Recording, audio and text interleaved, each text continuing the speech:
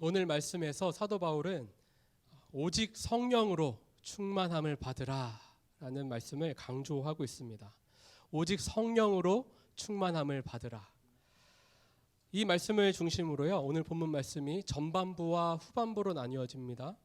전반부는 15절부터 17절까지의 말씀인데 지혜 있는 삶에 대해서 우리에게 말씀하고 있어요.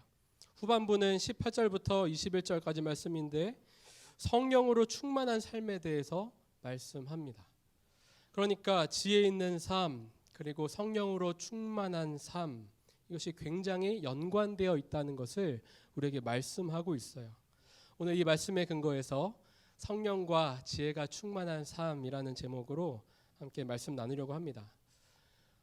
저는 지난달 11월 1일부터 다이어트를 시작했습니다. 좀 많이 빠진 것 같죠? 아직 더 빠져야 돼요. 다이어트를 결심하게 된 몇 가지 계기가 있었는데요. 자녀가 3명이 되다 보니까 이 가정을 책임지기 위해서 체력이 필요하구나, 좀 건강해야겠구나라는 생각을 하게 됐어요. 근데 사실 가장 결정적인 계기가 무엇이었냐면 태권도 때문에 그랬어요. 태권도 때문에. 지난 9월에 저희가 VBS 성경학교를 잘 마치고 나서 이제 후속 모임으로 주일학교 태권도를 제가 가르치기 시작했습니다. 근데 몸이 예전 같지 않은 거예요. 20대 중후반까지만 해도 괜찮았는데 다리가 쫙쫙 올라갔었는데 자꾸 뭔가 걸려요. 이렇게 쫙 올라가야 되는데 자꾸 걸려요. 이건 아닌 것 같다, 이런 생각이 딱 들면서 몸 관리를 다시 해야겠다라고 생각을 하게 됐어요. 경각심이 좀 생긴 거죠. 그래서 언제 시작할까 이렇게 생각하다가 계획을 세웠습니다. 내년부터 하기에는 너무 멀다. 11월 1일부터 딱 시작해서 2달 동안 열심히 하고 내년 1월에 이제 시작하면서 힘차게 또 이제 새로운 계획을 세우고 새로운 또 다이어트 계획을 또 세우겠죠. 네. 좀 이렇게 해보자라고 생각을 해서 2달 동안 이제 어떻게 감량할지 한번 생각을 해봤어요. 다이어트 성공하려면 어떻게 되죠, 여러분? 여러분 다 알고 계세요. 어떻게 해야 돼요? 좀 덜 먹어야 돼요. 그리고 배고픈 걸 좀 참아야 되고, 그걸 이겨내는 동시에 운동을 해야 됩니다. 배고프고 힘든데 운동을 해야 돼요. 여러분 다 알고 계세요. 좀 이렇게 적게 먹는, 어떻게 하면 좀 적게 먹고 건강하게 먹을까를 생각해야 되고, 좀 더 디테일하게 들어가면 칼로리를 생각해야 돼요. 좀 칼로리를 어떻게 이렇게 잘 계산해서 나에게 내 몸에 맞는 칼로리만큼 딱 먹고 이제 운동을 더 해서 지방을 이제 태워야 되는 거죠. 한 달이 지났는데 목표한 만큼 감량을 하고 있습니다. 은혜가 있어요. 어떤 은혜가 있냐면 감기에 걸려가지고요. 감기에 걸린 게 이렇게 감사할 줄이야. 항상 이제 식욕 때문에 항상 실패했거든요. 식욕이 항상 넘쳐가지고 막 요요가 오고 막 그랬었는데 왜 감기가 걸렸는데 안 떨어지는 거예요. 한 3주째 지금 거의 한 달째 지금 잘 안 떨어지고 있는데, 그러다 보니까 식욕이 막 이렇게 떨어져가지고요. 잘 안 먹게 되더라고요. 은혜가 있었어요. 네. 아멘하신 분들, 네, 은혜가 있을 줄로 믿습니다. 네, 다이어트를 이제 생각하고요. 또 몸의 건강을 이제 생각할 때에도 우리는 참 지혜가 필요합니다. 그렇죠? 우리는 우리의 삶에 일어나는 모든 일을 헤쳐나가기 위해서도요, 지혜가 필요해요. 생각하는 그 시간이 필요하다는 것이죠. 내가 생각하고 목표한 바를 이루기 위해서는 먼저 우리가 무엇을 해야 되죠? 현재 내가 어떤가, 나의 삶을 돌아보는 것이 필요합니다. 그래서 또 목표에 방해되는 일들이 있다면, 혹시 목표에 방해되는 어떤 안 좋은 습관이 있다면 그것을 고치려고 노력하는 것이 필요하죠. 그리고 그 목표를 생각하면서 결국에 내가 그 목표를 성취하리라. 목표한 그 감량만큼을 내가 해내리라. 결국에는 내가 살을 빼서 정말 이렇게 좀 멋있는 삶을 살아보리라. 이런 목표를 계속 생각해야 돼요. 그 목표를 성취했을 나를 그려내야 한다는 것이죠. 그런데 그 상상만 할 뿐만 아니라 그 상상이 실제가 되도록 하기 위해서 삶에서 수많은 노력과 실천들이 필요합니다. 구체적인 그 계획들이 필요하고요. 하루하루 어떻게 보내야겠다는 그 다짐들이 필요합니다. 그리고 유혹에 흔들리지 않은 것도 중요할 테고요. 다시 도전하고자 하는 그 도전 정신도 필요해요. 그러니까 이 모든 것들이 어떤 것과 관련되어 있냐면 삶의 지혜와 관련되어 있습니다. 지혜 있는 삶을 생각한다라고 한다면 이 모든 것들이 다 연관되어 있다는 것이죠. 오늘 사도 바울은 지혜 있는 삶에 대해서 세 가지로 우리에게 권면하고 있어요. 세 가지로 권면합니다. 첫째는 지혜를 사용하라고 권면하고 있어요. 지혜 있는 삶에 대해서 먼저 지혜를 사용해야 된다라고 우리 권면해요. 말씀을 보니까 어떻죠? 어떻게 행할지를 자세히 주의해라 라고 말씀합니다. 이 말을 좀 더 바꿔서 말하면 자기 자신을 돌아보라는 말이에요. 돌아본다는 것이 무엇이죠? 오늘 하루의 삶을 내가 어떻게 살았는지 생각해 보라는 겁니다. 그리고 어떤 일을 시작하기 전에 내가 그것을 어떻게 할 수 있을까 고민해 보라는 거예요. 그리고 그것이 정말 옳은 일인지 아닌지를 분별해야 한다는 것을 우리에게 말합니다. 그러니까 행동할 때 지혜롭게 하라는 말씀인 거죠. 어떻게 행할지를 자세히 주의하라. 이 말씀 뒤에 이어서 이렇게 말씀합니다. 지혜 없는 자 같이 하지 말고, 지혜 없는 자 같이 말고 지혜 있는 자 같이 하라. 오직 지혜 있는 자 같이 하라고 말씀해요. 이 말이 어떤 뜻이죠? 지혜가 없는 사람이라고 한다면 지혜를 가지라는 거예요. 이미 지혜를 가지고 있다고 한다면 그 갖고 있는 지혜를 사용해야 한다는 것이죠.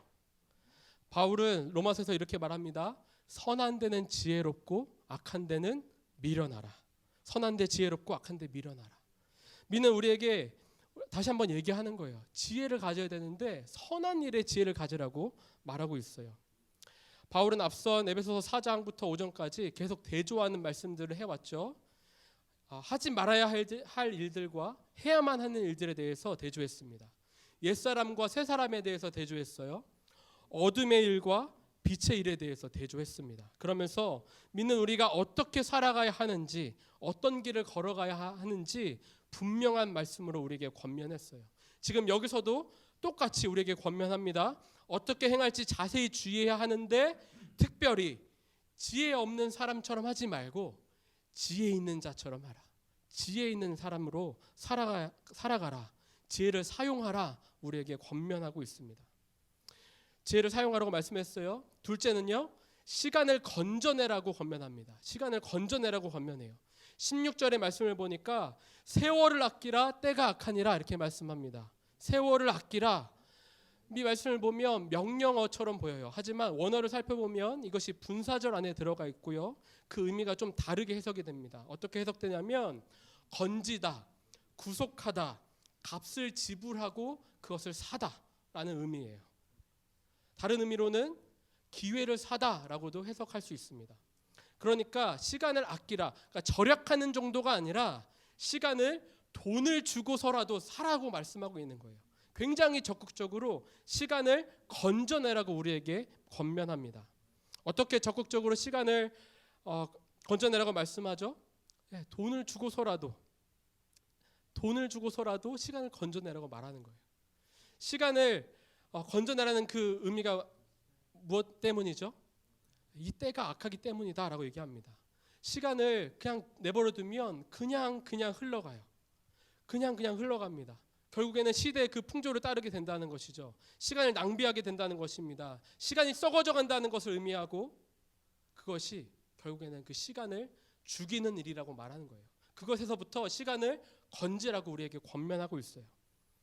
자, 지혜를 사용하라고 했습니다. 시간을 건져내라고 했어요. 마지막 세 번째는 주의 뜻을 이해하라라고 권면하고 있어요. 주의 뜻을 이해해야 된다라고 얘기해요. 지혜를 사용해서 시간을 건져냈습니까? 그렇다면 우리가 다음으로 해야 할 일이 무엇이냐면 주의 뜻을 이해하는데 그 시간을 사용하는 거예요. 17절 말씀을 보면 다시 한번 대조하면서 말씀하고 있죠. 어리석은 자가 되지 말고 오직 주의 뜻이 무엇인지 이해하라 말씀하고 있어요. 우리가 무엇을 이해해야 하려면 어떻게 해야 되죠? 무엇인가를 이해하려면 어떻게 해야 돼요? 생각을 해야 합니다. 고민해야 되죠. 주의 뜻을 이해하는 것도 똑같습니다. 생각하고 고민해야 돼요. 하나님의 말씀을 읽을 때 이 말씀이 어떤 뜻인가, 이 말씀이 나에게 과연 어떤 의미인가 생각해야 한다는 것이죠. 때로는 우리의 고민을 하나님께 아뢰기도 해야 합니다. 기도해야 한다는 것이죠. 나에게 집중되어 있던 그 마음을요, 그 눈을 들어서 주님께 올려드려야 한다는 것이에요. 그것이 바로 주의 뜻을 이해한다는 의미입니다. 결국 우리에게 필요한 것이 무엇이에요? 시간이에요. 하나님만 온전히 생각할 수 있는 그 시간이 필요하다는 것이죠. 지혜를 사용해야 합니다. 시간을 건져내야 돼요. 그래서 우리가 해야 되는 것이 무엇이라고요? 주의 뜻을 이해하는데 우리의 그 시간을 사용해야 한다는 것입니다.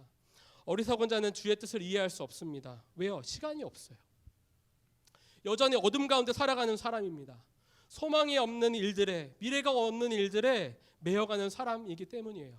흘러가는 시간을 그냥 내버려 두는 사람, 바로 그 사람이 어리석은 사람이죠. 그러나 주의 뜻을 이해하는 사람은 어떻습니까? 주의 뜻을 이해하는 사람은 밝은 빛 가운데 걸어가는 사람입니다. 날마다 소망이 넘치죠. 근심과 걱정에 얽매이지 않습니다. 왜요? 모든 일에서 주의 뜻을 발견하고 주의 그 뜻을 이해하기 때문입니다. 지혜 있는 삶을 위한 바울의 그 권면 3가지를 꼭 기억하시기 바랍니다. 지혜를 사용해야 해요. 시간을 건져내야 합니다. 그러므로 인해서 주의 뜻을 이해해야 합니다. 그것이 우리에게 주어진 지혜 있는 삶, 지혜 있는 삶이에요. 여러분들 모두가 지혜 있는 삶 살아갈 수 있기를 간절히 소망합니다. 이 지혜 있는 삶에 대해서 바울이 권면하는 것 어쩌면 우리에게 너무나 당연한 말씀이죠. 시간을 아껴서 말씀도 보고 기도도 하고 예배도 하고 전도도 하고 그 말이잖아요. 그런데 이 말씀이 당시 에베소 교회에서는 굉장히 충격적인 말이었어요. 많은 사람들을 변화시키는 능력의 말씀이었습니다. 한번 그 당시를 생각해 보는 것이 필요한데, 사도 바울이 보낸 이 편지가 에베소 교회에 낭독될 때에 이 내용을 듣는 청중들이 누구였는지 한번 생각해 봐야 돼요. 다양한 사람들이 이곳에 모였었을 것입니다. 유대인들이 있었을 것이고 유대인들과 함께 많은 이방인들이 섞여 있었을 거예요. 어린 아이들도 있었을 것이고 여인들도 그 가운데 있었을 것입니다. 또 누가 있었어요? 그 가운데 노예들이 있었습니다. 노예들과 함께 그들을 부리는 상전들이 그곳에 함께 있었어요. 함께 예배드리는 그곳에 노예와 상전이 함께 있었습니다. 자, 그 당시 노예들이 이 말씀을 들었다고 생각해 보세요. 이 말씀을 들었다고 생각해 보세요. 항상 무시당하고 물건 취급당하던 사람들입니다. 자유가 없던 그들이에요. 그들에게 지금 뭐라고 말씀하고 있는 거예요? 너희들에게 지혜가 있다. 너희가 지혜를 사용할 수 있다라고 말씀하고 있는 거예요. 너희가 돈을 주고서라도 시간을 사야 된다. 시간을 건져내야 된다라고 말하고 있는 거예요. 이 말씀을 들은 그들의 마음이 어땠을까요? 상전들의 뜻이 아니라 주님의 뜻, 하나님의 뜻을 이해하라고 말씀하는 이 사도 바울의 권면이 그들에게 어떻게 들렸을까요? 굉장한 소망의 말씀으로 들렸으리라 생각합니다.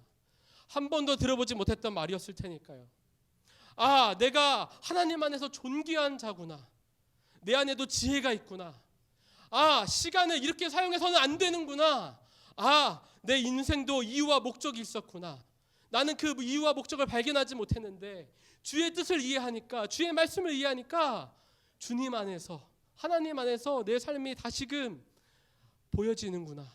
나를 향한 하나님의 놀라운 계획이 있구나. 그것을 그들이 발견했을 것입니다. 사랑하는 여러분, 우리도 때로는 이리 끌려다니고 저리 끌려다닙니다. 목적 없이 시간을 보낼 때가 너무나 많죠. 학업에 매이기도 하고요, 집안일에 매이기도 하고 일터에서도 매입니다. 사람에게 매이고 돈에게 매이고 일에 매입니다. 자유가 없는 것 같아요. 소망이 없는 것 같습니다. 그러나 눈을 들어 산을 보십시오. 눈을 들어 산을 보십시오. 우리의 도움이 어디서 옵니까? 천지를 지으신 여호와 하나님께로부터 온 줄로 믿습니다. 우리를 어머니의 태에서부터 창조하신 여호와 하나님으로부터 모든 것이 시작되었습니다.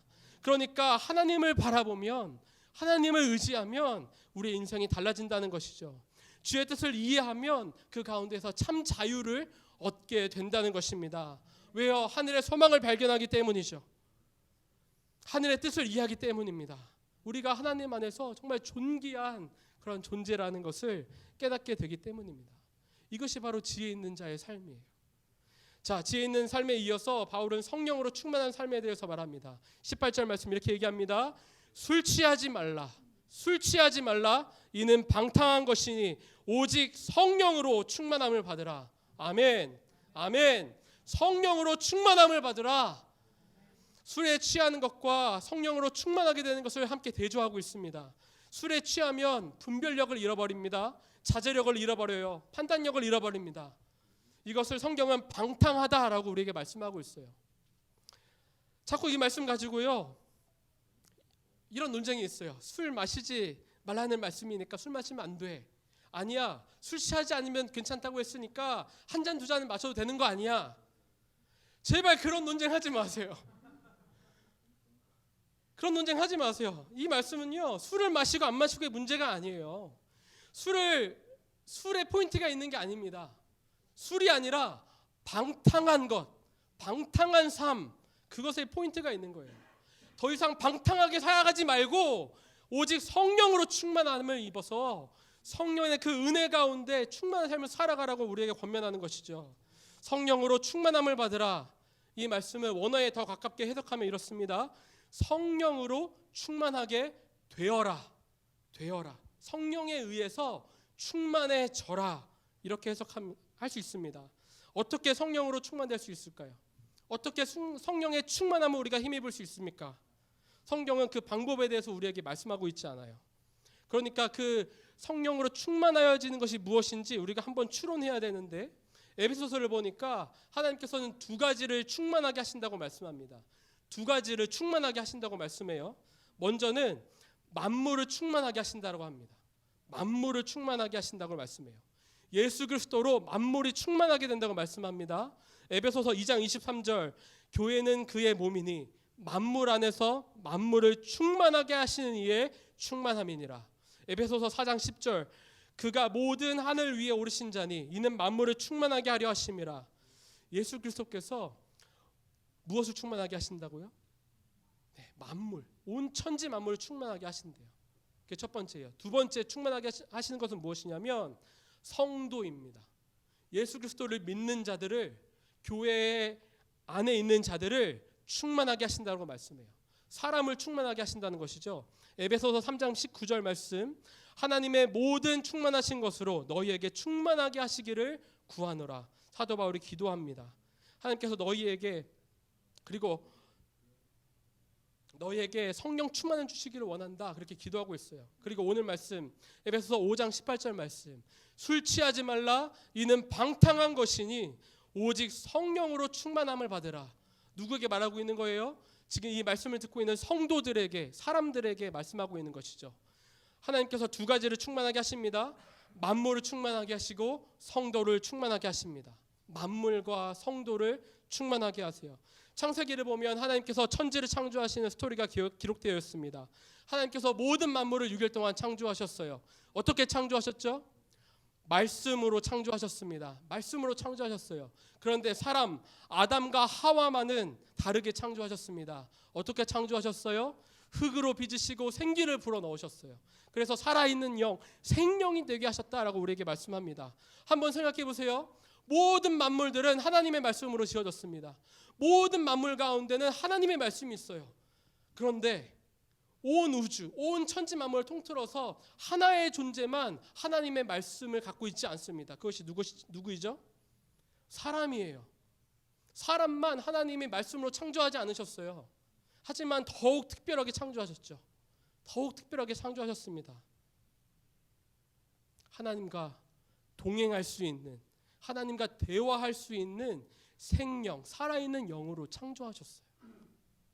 그러니까 무슨 말이에요? 하나님께서 사람을 창조하실 때에 그 자유의지를 주시고 생명이 되게 하셨는데 말씀은 주지 않으셨어요. 그 의미가 뭐예요? 우리와 직접 대화하고 싶으시다는 말이에요. 우리를 만나고 싶다고 말씀하시는 겁니다. 날마다 교제하기를 원하신다는 거예요. 날마다 주님과 교제하는 유일한 존재로 하나님께서 우리를 빚으셨다는 말씀입니다. 그러니까 성령으로 충만하게 되었다는 것은 무엇이냐면 날마다 하나님과 교제하는 것을 말합니다.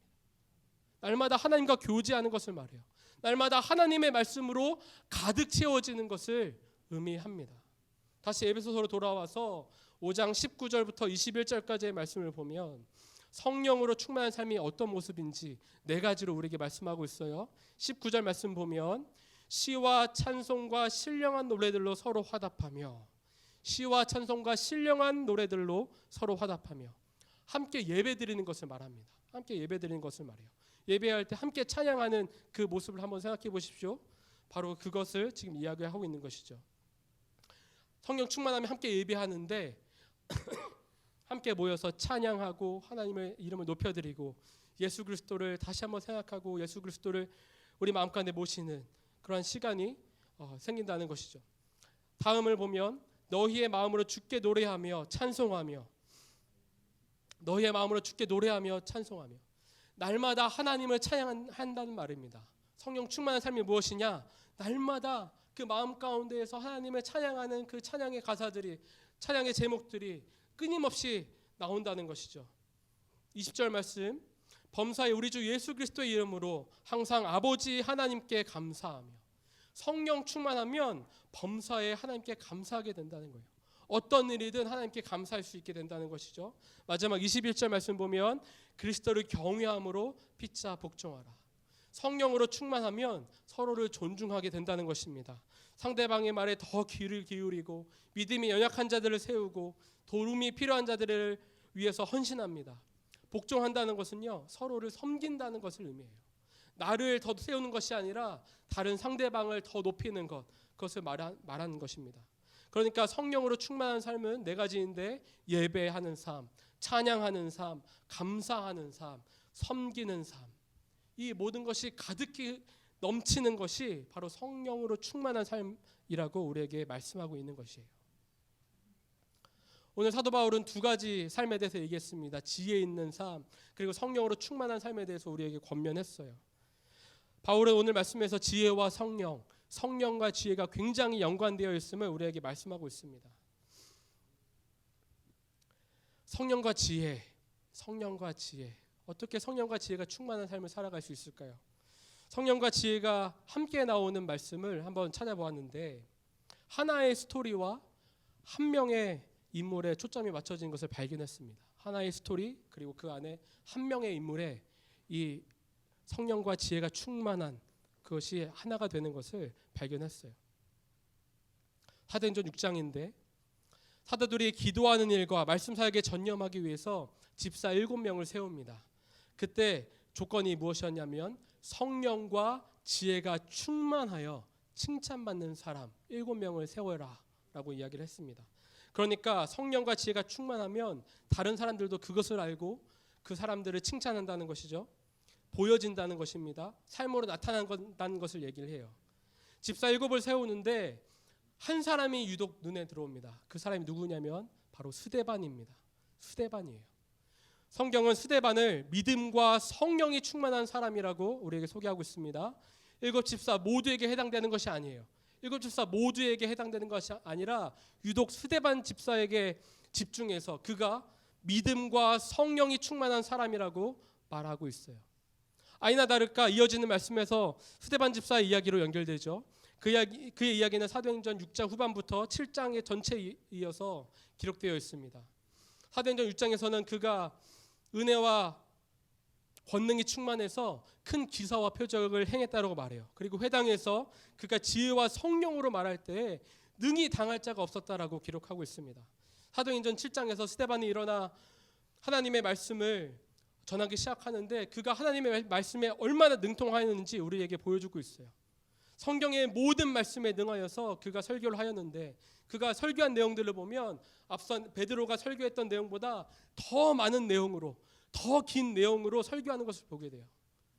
스데반이 전한 말씀을 들은 사람들, 그 사람들이 어떻게 행했냐면 마음의 찔림을 받았습니다. 그때 스데반이 성령 충만하여서 하늘을 바라보고 이렇게 말합니다. 사도행전 7장 55절 말씀에 스데반이 성령 충만하여 하늘을 우러러 주목하여 하나님의 영광과 이 예수께서 하나님 우편에 서신 것을 보고 말하되, 보라 하늘이 열리고 인자가 하나님 우편에 서신 것을 보노라. 보라 하늘이 열리고 인자가 하나님 우편에 서신 것을 보노라. 성령 충만하다는 것, 지혜가 충만하다는 것이 무엇이냐면 날마다 하나님의 그 영광을 바라본다는 거예요.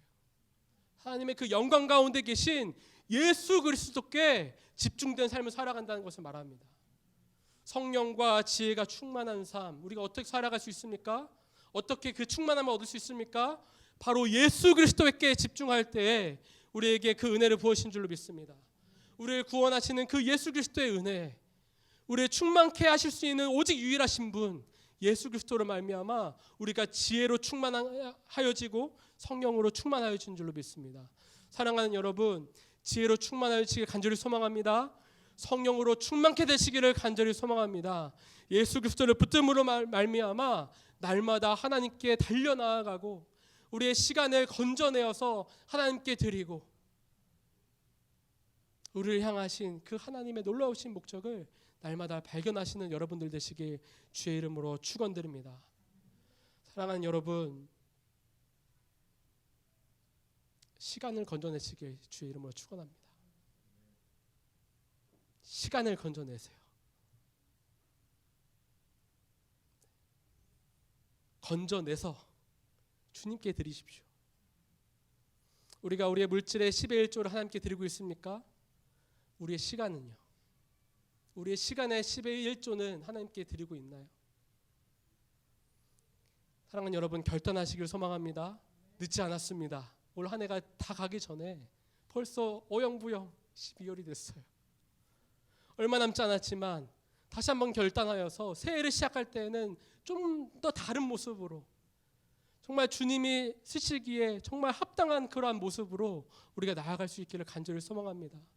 지혜 있고 정말 성령 충만하여서 정말 많은 사람들에게 칭찬받을 수 있는 그런 인생이 될 수 있기를 간절히 소망합니다. 함께 기도드리겠습니다.